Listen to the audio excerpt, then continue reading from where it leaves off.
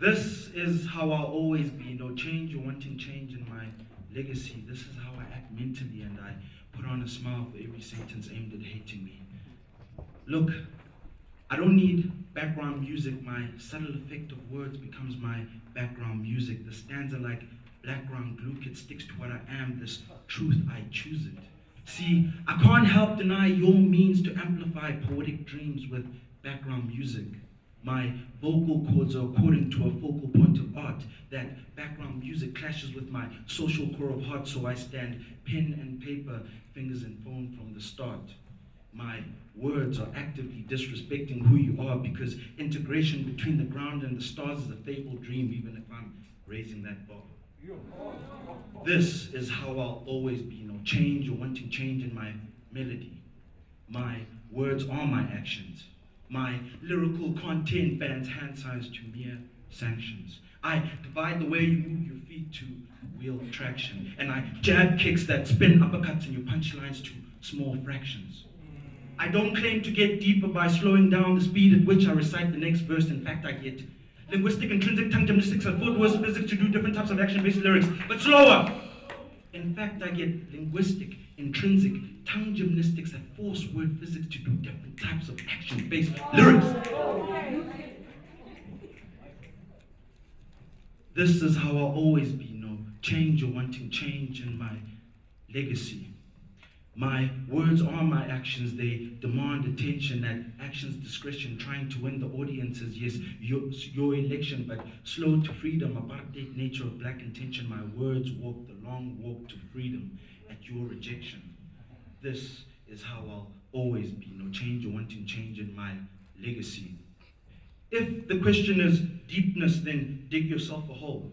There's poetic levels that I've touched on that almost took my soul. See, generating this much art always takes its toll, so they've turned to music and actions to fill that gap. Some make bubblegum and ice cream, I assume they call it rap. But the assumption I resume is in that trap to think that the tongue can snap back a verbal track to what desperate artists always lack. One, content. This is material dealt with in lyrical speech, far beyond hand-to-hand movement that the eyes can only reach.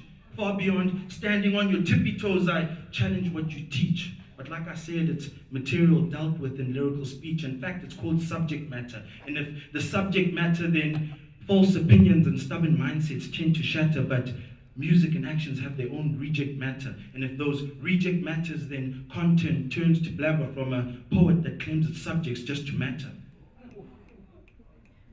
2, skill or otherwise lyrical diversity. This is like weather patterns that turn the earth to Saturn with physical adversity. But some poets are like a lyrical curse for me because they take big words like word nerds, in fact, mute surds, and all they prove is that they went to university. Recite quality, don't fool the audience with quantity. 3, content and talent. But it's really talent. This is beyond 3 great lines that weren't forced but rhymed. The poet invokes a state of mind that leaves the last poem you heard dead behind. It's a fixture, not a mixture of content and skills that leaves you amazed 2 times the lost times the time that rhymes my time. But you hear things like, I'm the best, yes, test, missed, I'm the best. They give those words a rest. They're tired of you and your claims of being the best. See, I'd rather have the audience, you guys tell me that I'm the best and have it self-proclaimed. Because self did nothing when God had my poem's health sustained. And self is self, and self is self is self-contained. So it's boxed in by itself and only has itself to blame for its selfish fame.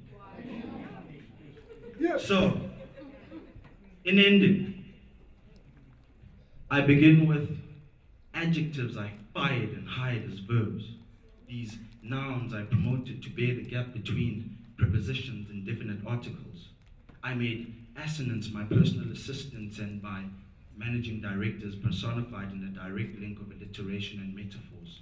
The similes I once fired now beg my head of comparison for vacant spaces and repetition. My audience, welcome to the business of poetry.